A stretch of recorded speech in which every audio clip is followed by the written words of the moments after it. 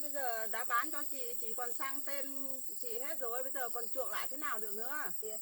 Hàng mấy ngày còn mất cả tiền, xong mới sang được tên rồi chị mới làm được cái sổ bìa đỏ đấy, bây giờ đấy là chính tên chính chủ. Không nghĩ ông chén lừa Em đi tìm chỗ khác ở thôi.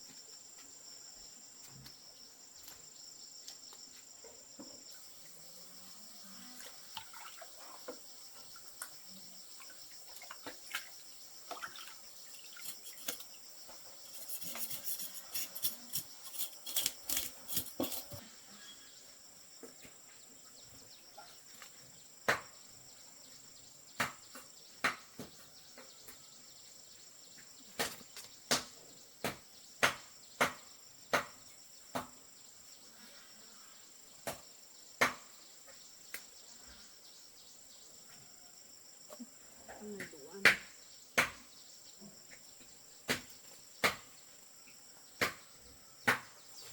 Làm ra, còn thích ăn rán thì rán, muốn kho thì kho nhé.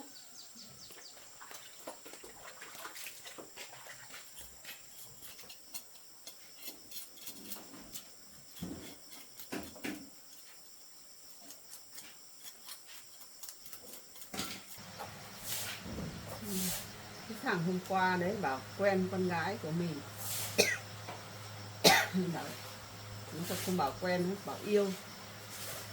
Bảo do bố mẹ cấm không cho lấy. Thế lại đi ăn cưới lại vô tình lại gặp nhau lại tìm về đến tận đây. Chắc chắn cái thằng đấy chưa biết con gái mình có chồng. Nó còn nói bảo là xin số điện thoại hôm nào gặt về hộ thế này thế kia. Chắc nó cũng chưa biết là con gái đã lấy chồng rồi. Nó muốn có ý để quay lại hay thế nào. Con thích ăn nào làm rán, rán thích ăn rán thì rán nhé.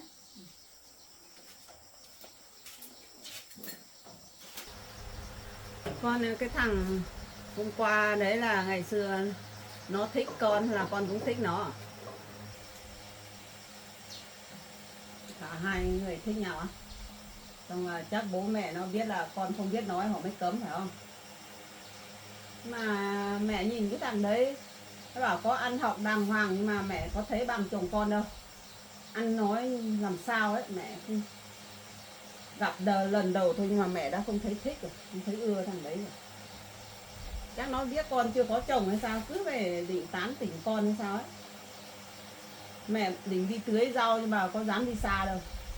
Sợ mình còn chưa gặp, mẹ còn chưa gặp bao giờ, sợ người xấu thế này thế kia, mẹ còn đứng ở đấy mò, còn thấy nó định cầm cả tay con, phải không? Còn sau đừng cho nó về gần mình á, nó còn về đến ấy, về phải nói thẳng cho nó biết đi. Không có mẹ lại sợ chồng con về lại hiểu lầm. Cứ nấu đi, nấu.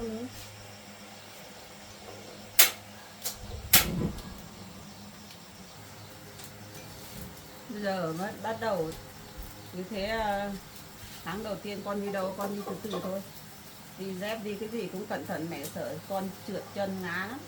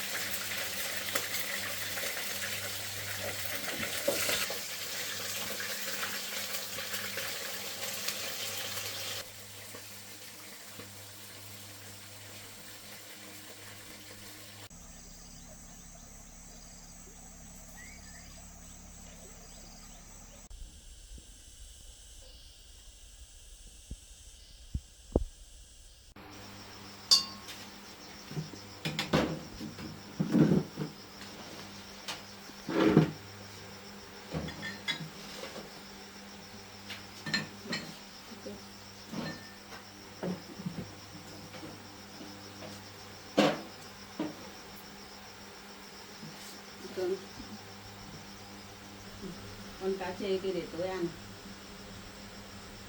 Con cá chê đấy kho ăn ngon hơn. Có cái gì chua chua nước chanh.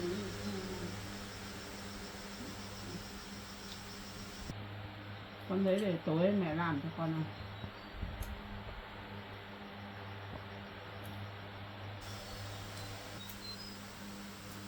Mấy hôm nay con thấy đỡ hơn rồi hả? Ăn không thấy làm sao. Chắc cũng qua cái giai đoạn đấy rồi. Mình lấy que về thử như thế là chắc chắn con có thai rồi. Mà bà Nghiệp hỏi nhưng mà mẹ không muốn nói cho người ta biết đâu. Chuyện này chỉ gia đình mình biết, chờ khi nào chắc chắn xong chồng con về xong nói cho chồng con biết. Bây giờ mẹ thấy cũng chắc chắn rồi nhưng mà chồng con đi làm ăn xa, nói tí xong lại mừng quá lại về. Mất công đi lại đằng nào sang tuần chắc cũng về.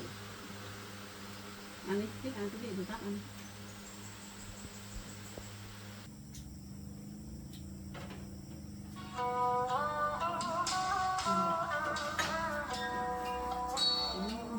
Chồng con gọi. Alo. Mẹ à?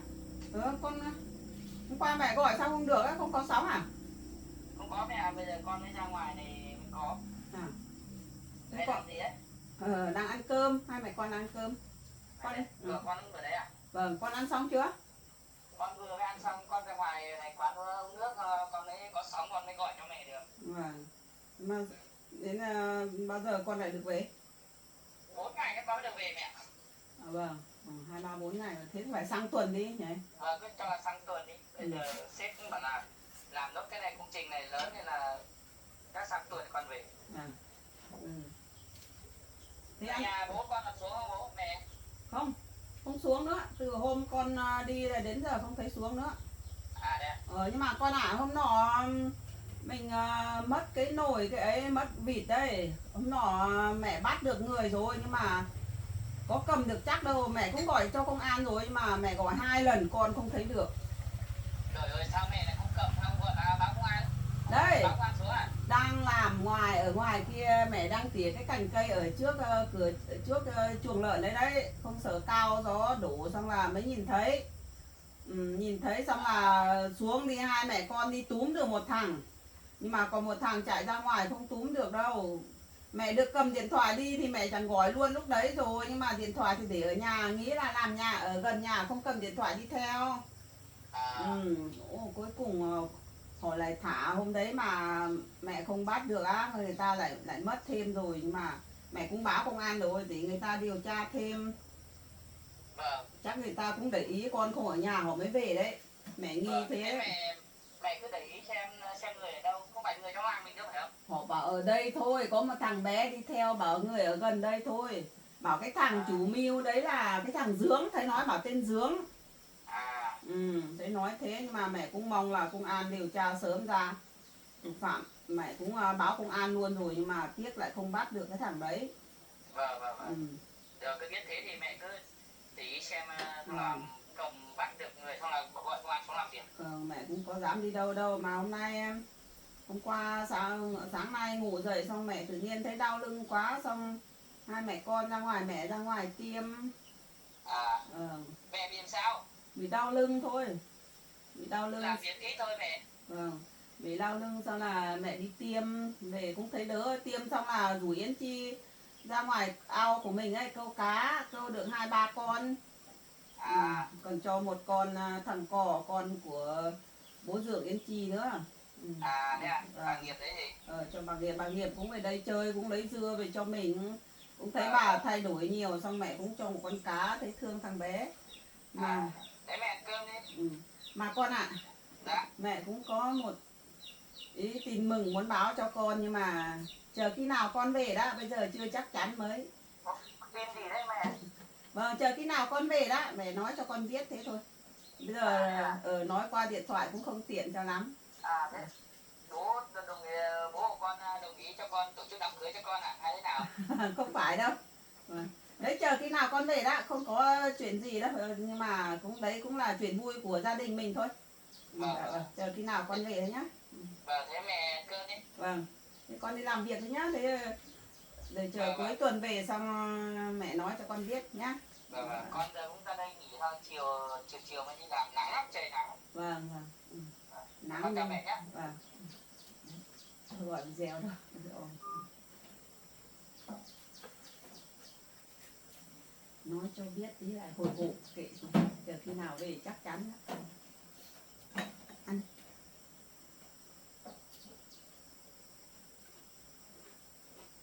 Mẹ chỉ gợi ý một tí như thế thôi, chờ chồng con về. Cái này phải đi xét nghiệm máu hay là hoặc đi siêu âm mới biết chính xác được. Lúc đấy nói sau.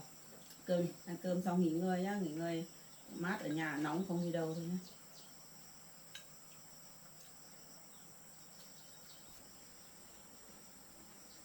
Con bảo thích ăn táo ăn mấy giờ?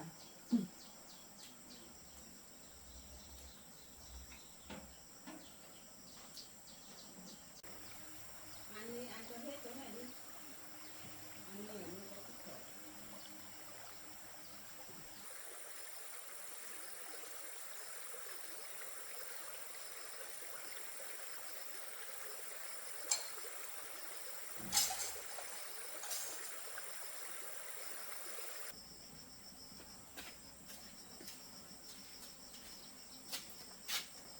Uống nước xong là đi nghỉ trưa.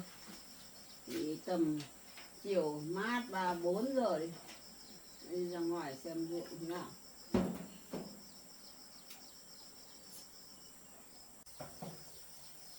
Mát trong tối đi xem ruộng, nếu mà nên gặt thì ngày mai gọi họ về gặt trả công. Mọi người gặt hết rồi, còn uống của mình gặt sau. Con đi ngủ chưa? Mẹ đi ngủ rồi. Đi ngủ nhá.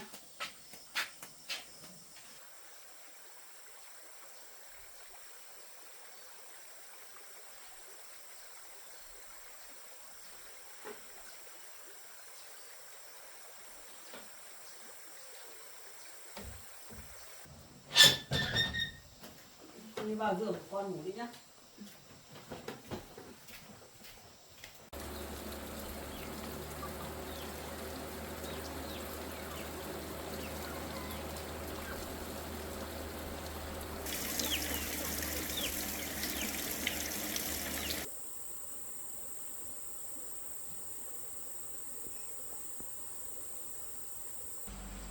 Con ơi dậy đi.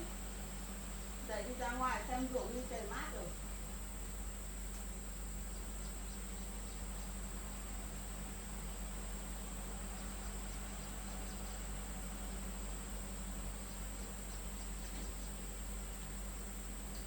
Dậy nghỉ ngơi xong đi ra ngoài xem ruộng. Mát.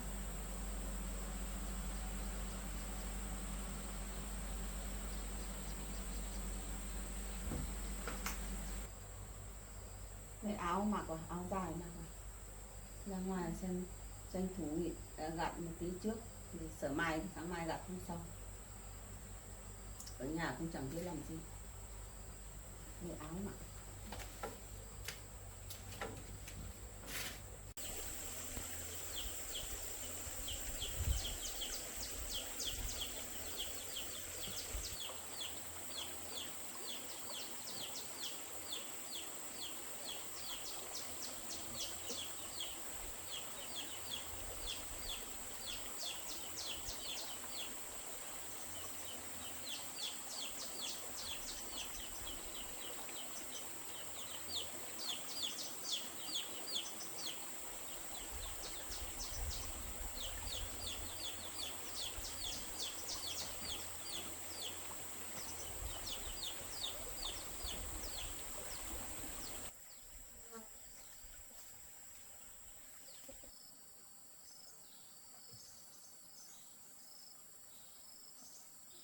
Vàng lắm rồi con ạ. Mình thấy vàng rồi đấy.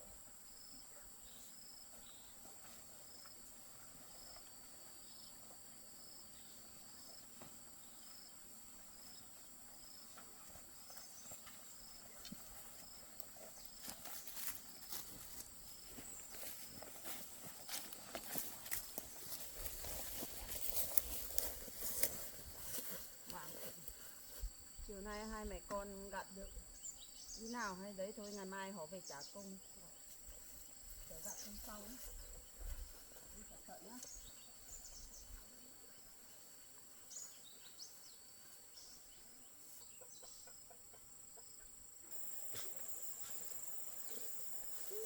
Công nhận nó tốt thật anh không nhỉ? Mát rồi. Đây có cái gì nắng đến đây rồi. Để mũ đi.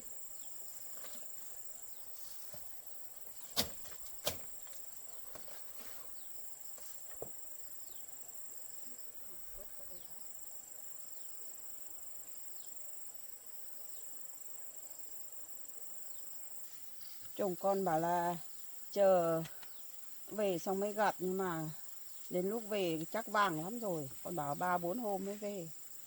Ở nhà mình cũng đổi được công rồi. Gặt trước thôi.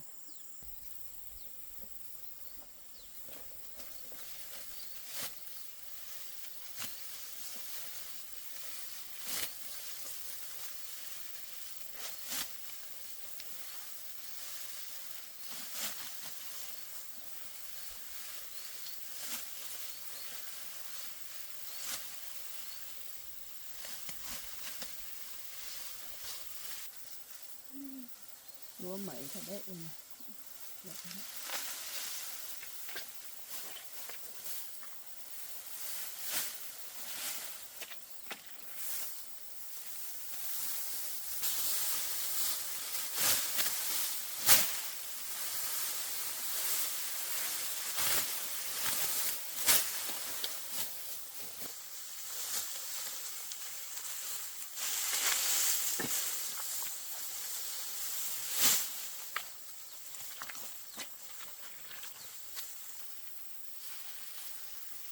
Thế thằng hôm kia về nhà mình bảo bạn của con đấy, bảo khi nào gặt thì bảo, nhưng mà bảo nó làm gì. Ngày xưa khác, bây giờ con cũng khác rồi. Con cũng có chồng rồi, còn bảo nó làm gì. Nhưng mà mẹ còn không biết tên thằng đấy là gì. Mày có được hỏi đâu.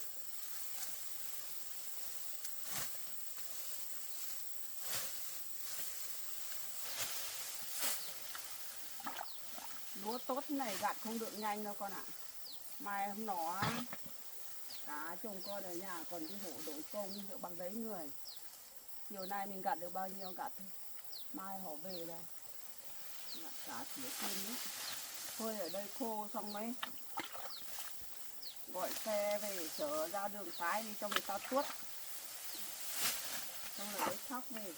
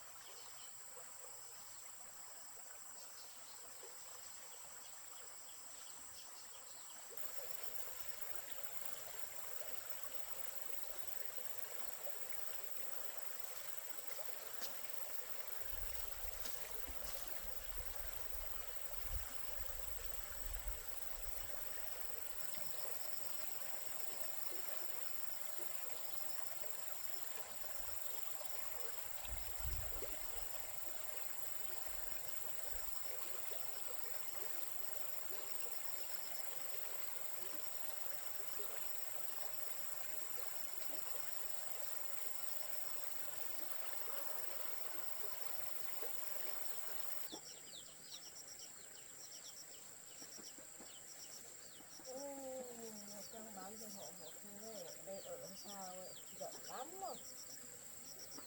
Này cũng ra phết này.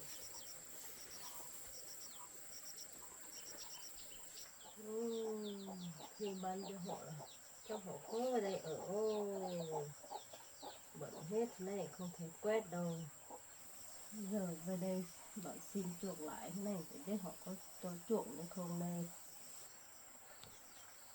Em mong cái chị kia có biết cho mình chuộc lại không? Không cho chuộc lại để cho chuộc lại mới có chỗ ở. Không có chỗ ở à.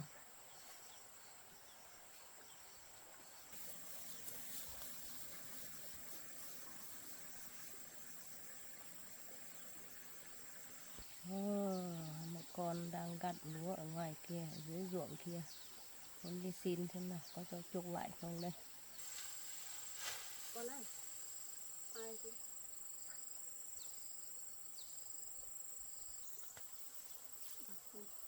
bà đấy thôi, giống cái bà hôm nọ bán đất cho mình thế. Phải mà.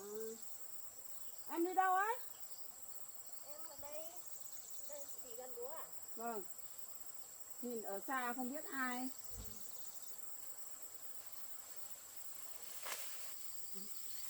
Không biết bà đấy về đây làm gì nhỉ? Thấy xách cả túi.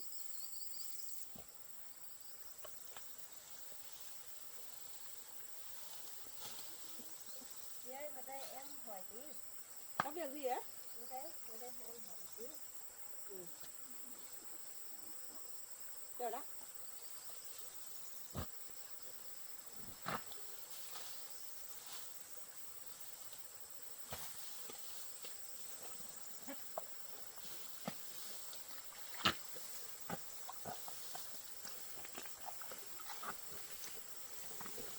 Có việc gì em? Có chuyện gì đấy? Em không có chỗ ở rồi. Làm sao? Giờ ở đây chuộc lại thế. Lúc đây chị có cho em chuộc đâu. Lấy chồng kia suốt ngày đánh nghe. Chị không có em không có chỗ ở ấy. Thế bây giờ đã bán cho chị còn sang tên chị hết rồi, bây giờ còn chuộc lại thế nào được nữa? Bây giờ em không có chỗ ở, không có nơi ở. Bây giờ em đã bán cho chị rồi, chị không cho chuộc lại được nữa. Bây giờ chị còn đi làm sang tên hết chị của chị rồi. Nhưng mà không cho em chuộc, em không có nhà ở đâu. Thế bây giờ chồng đuổi không cho ở nhà nữa à? Vâng, bao nhiêu em cũng cho ạ. Chị không cho em chuộc lại.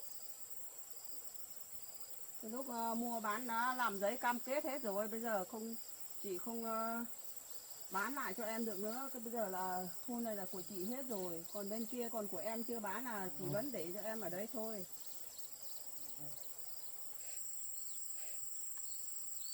Trước kia em bán 15 triệu, bây giờ chị 20 triệu, em cũng chuộc lại, em cũng cho. Không, em không có cho nhà ở đâu. Trước em đã bán cho chị, bây giờ chị còn làm ruộng xung quanh hết rồi. Bây giờ chị chắc không cho em chuộc lại được đâu. Chị đã mua, bây giờ còn sang tên của chị hết rồi. Bây giờ chị không bán nữa. Chị cố gắng cho em chuộc lại đi, không em không có chỗ ở. Thì chồng kia suốt ngày đánh đập đuổi em, bây giờ em không có chỗ ở nữa.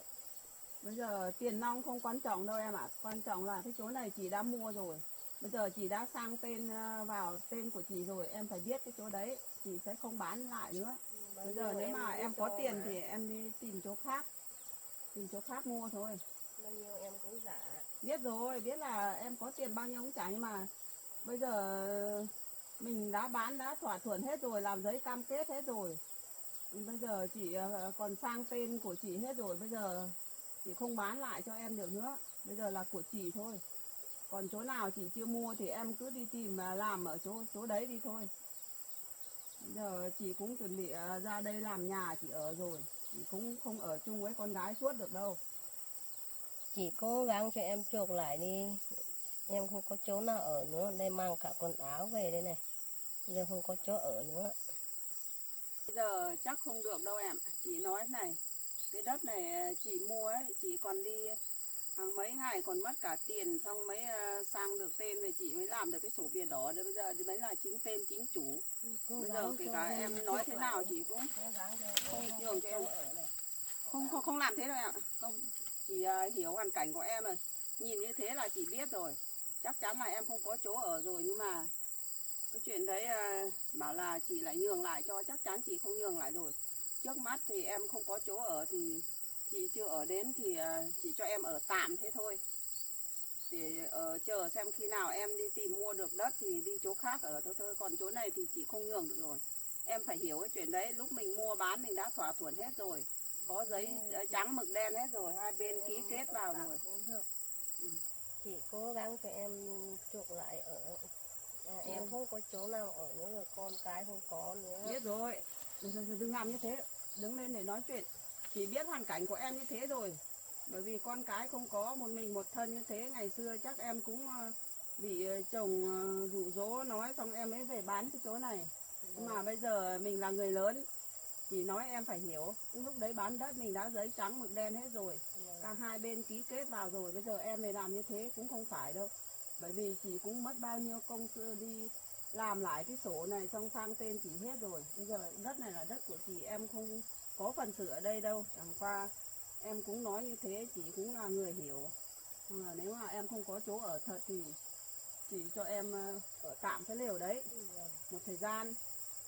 Xong là bên kia đất đấy của em vẫn còn ở đấy, thì sau này nếu mà em không có chỗ ở thật nhưng vẫn sang bên kia làm liều thì chị sẽ hỗ trợ em làm cái liều ở đấy thôi.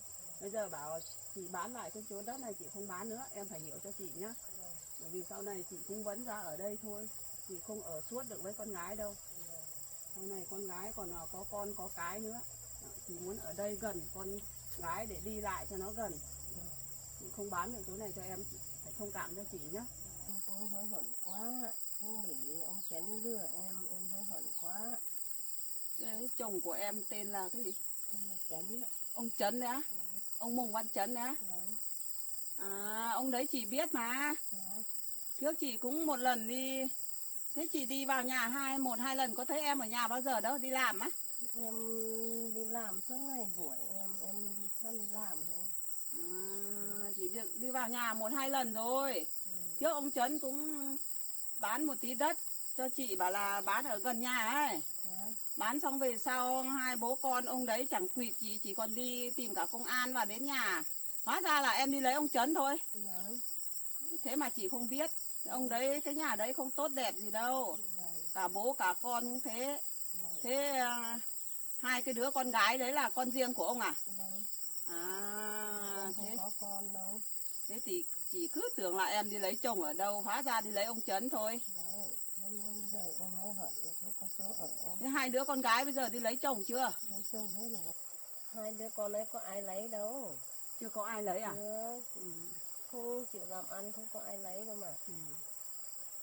Chị cũng biết mà, chị biết cả ông Trấn, biết cả con gái của ông Trấn, cái Hà, cái Thảo đấy chị cũng biết. Thế bây giờ là ở nhà thôi. Ở nhà không có ai lấy đâu. Cậu ấy cũng hại ác lắm. Hôm qua ấy, hai ba bố con nó nấu cơm cho ăn hết, không để cho em ăn. Thế em đi làm đến nhà nó còn chửi con đuổi em đi á. Bây giờ em không có chỗ ở. Thế mà chị đi vào nhà một hai lần. Cái lần đấy bị lừa là 5 triệu tiền, chỉ còn đi một hai lần. Gặp ông Trấn với hai cái đứa con gái, cái Thảo thôi, còn cái Hà còn làm công ty, cái lúc đấy cũng chưa về. Còn không biết. Chứ chị có biết em là đi lấy chồng ở cái nhà đấy đâu. Cái nhà đấy không tốt đẹp gì đâu, toàn đi lừa lọc thôi. Lừa em ấy.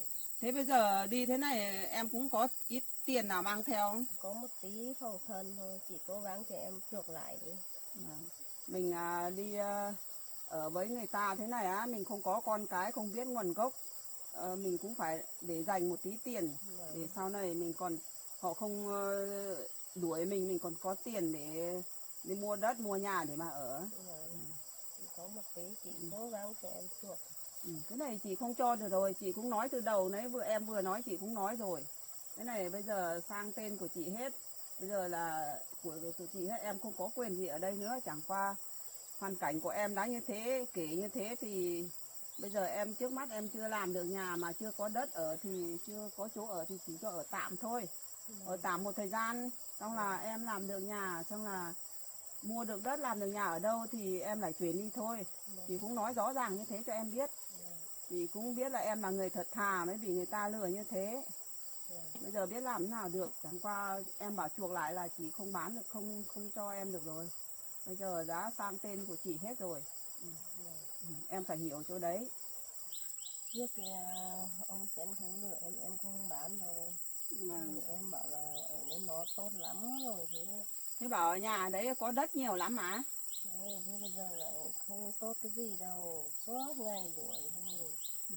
Không ở được đâu. Đấy, biết mặt không biết lòng là như thế đấy.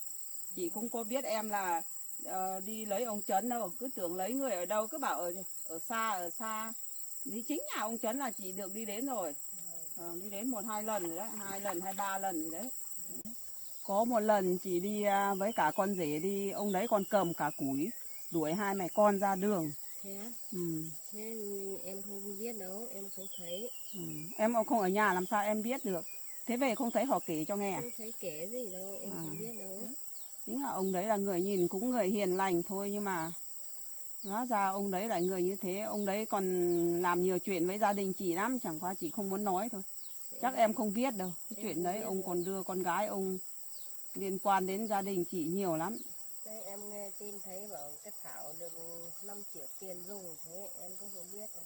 Đấy, cái hôm đấy đi mua đất chị cũng là người tử tế, xong là đưa cái 5 triệu tiền cho cái Thảo, nhưng mà cũng gọi điện cho ông Trấn rồi. Ông Trấn còn cắm cái biển để bán đất ở đấy, xong là chị cũng gọi điện cho ông Trấn nói chuyện rồi, xong là mới đưa tiền cho cái Thảo.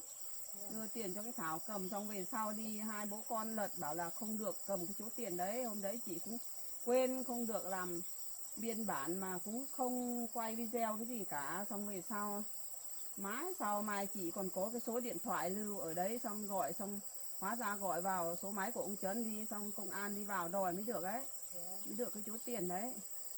Gia đình đấy lươn lẻo lắm, bố cũng giống con cũng giống bố luôn, không phải hề đơn giản đâu. Hóa ra em là đi vào cái gia đình đấy thôi, cứ tưởng ở đâu xa lạ.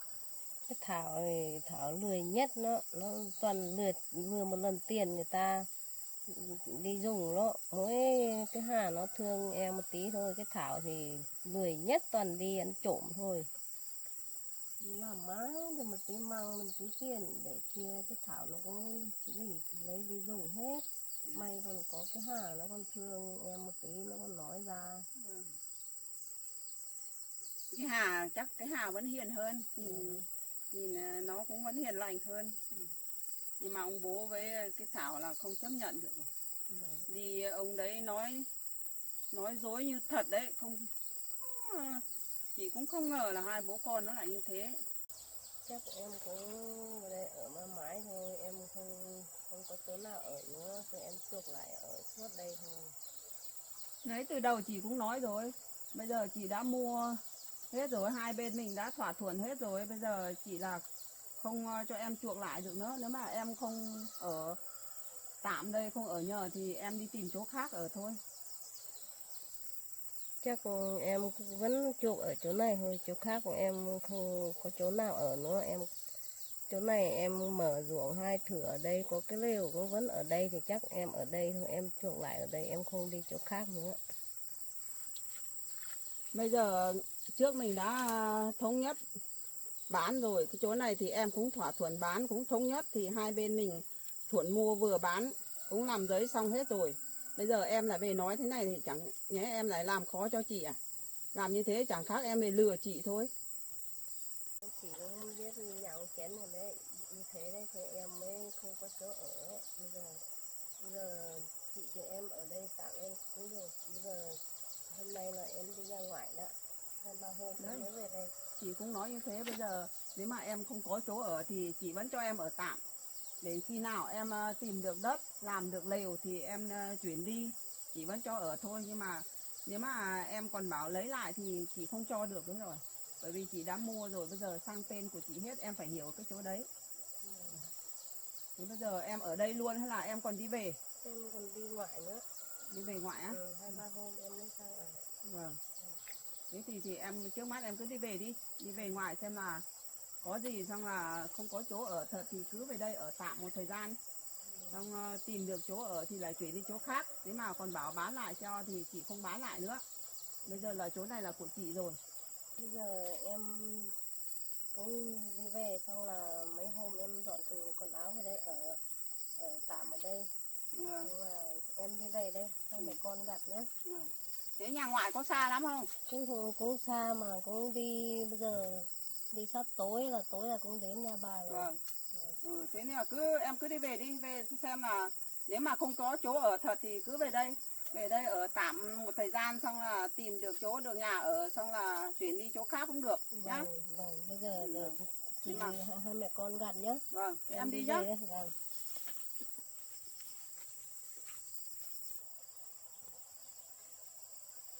Cái bảo đấy rất thương thật. Con có nước. Đây này, đây con phải bò.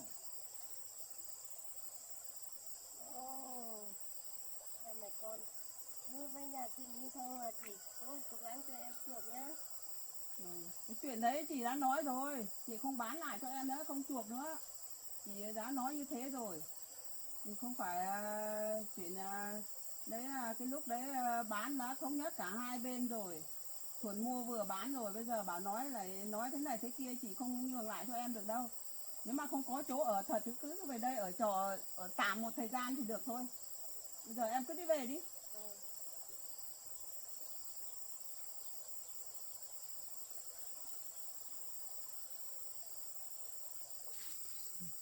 Cứ tưởng lấy ai ở đâu, thì ra bà này đi lấy ông Trấn thôi. Hôm mẹ đi cái lần thứ hai mẹ cũng hỏi bà vợ đi đâu, bảo là đi làm, thế nói thế thôi. Mẹ không hề thấy, không biết cái bà đấy ở đấy đâu. Vào cái nhà đấy bị người ta lừa là phải rồi. Thế bảo bà còn có ít tiền tiết kiệm, chắc bà cũng không thấy ổn mấy, xong là bà mới có cái tiền tiết kiệm để dành. Bà bảo mẹ lại bán lại cái chỗ này cho bao nhiêu tiền bà cũng chuộc. Rồi mình đã sang tên hết rồi, làm gì mẹ còn bán lại cho. Nếu mà bà có về cho ở tạm mấy hôm một thời gian thì cho bà ở. Mà sau này á, mẹ làm nhà ở đây, xong mẹ chuyển cái chuồng gà lên trên này, mẹ không để ở đấy đâu, xong là làm cái nhà rộng ra.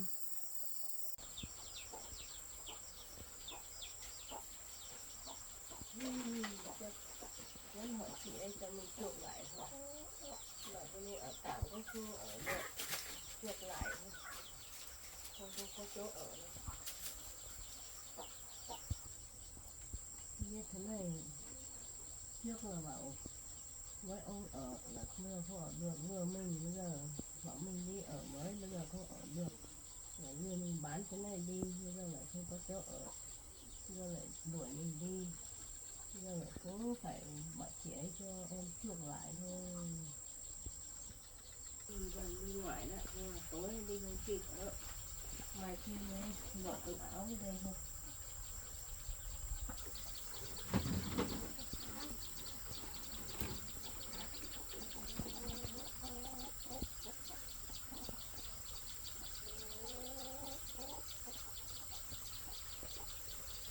Mẹ không ngờ là cái bà này lại đi lấy ông Trấn. Hóa ra ông Trấn là chồng của bà đấy. Mẹ cũng không nghĩ đến bà bị lừa là phải rồi. Ở cái nhà đấy, nhìn cái bà đấy về nói mẹ cũng thấy thương thật đấy. Nhưng mà đất mình đã mua rồi, bây giờ đã sang tên mẹ hết rồi, làm sao mẹ lại còn bán lại được cho bà nữa. Vì mẹ còn lo cho nghĩ cho tương lai sau này nữa. Bây giờ con còn có con rồi, nếu mà sau này con có con có cháu nữa thì nếu mà mẹ ra đây ở riêng đấy cũng gần các con, nhà mình còn cả nhà mình còn ăn chung hai cái thửa ruộng này cơ mà, làm sao mẹ lại bán lại được cho bà. Chắc bà cũng không biết đi tìm ở đâu rồi, bà mới chỉ nghĩ đến mình, xong là bà lại về nói xem mẹ có bán lại cho bà không. Mẹ không bán đâu. Nhưng mà bà đấy về ở nhờ thì cho bà ở nhờ một thời gian, xong là xem bà mua được chỗ nào thì bà lại chuyển đi thế thôi. Trước mắt thì giờ mẹ cũng chưa ở đến, thì cứ cho bà ở tạm đi. Bà cũng đi về rồi, bà còn bảo đi sang nhà ngoại. Thế bà bảo đi đến tối chắc không đến. Ngày mai ngày kia, bà bảo ngày kia sao bà mới lấy quần áo sang. Thế sao bà không đi ở nhà ngoại đi nhỉ? Còn có bên ngoại cũng không được hỏi.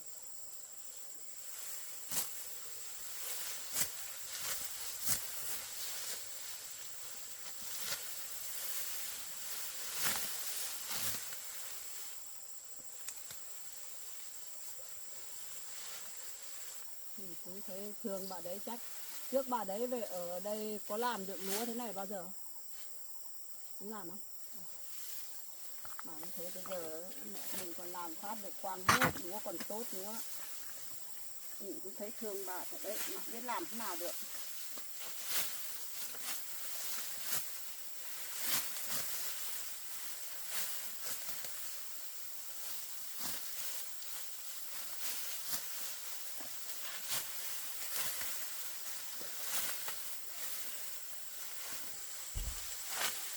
Trước cái lúc bà về bán đất, mẹ cũng chỉ gặp 1-2 lần cũng không được hỏi, không được nói. Hóa ra bà đi lấy bố cái Hà thôi. Đấy, cái Hà trước bố chồng con từ đi ăn hỏi ấy, chính là cái nhà đấy đấy. Ừ. Tưởng ai xa lạ. Chắc bà đấy suốt ngày đi làm thôi, mẹ đi hàng 2-3 lần có gặp bà bao giờ đâu. Toàn gặp, có lúc thì gặp cái Thảo, lúc thì gặp bố đó. Còn cái Hà thì làm công ty thì không nói. Mà thấy bà nói bảo là cái Hà còn thương bà một tí.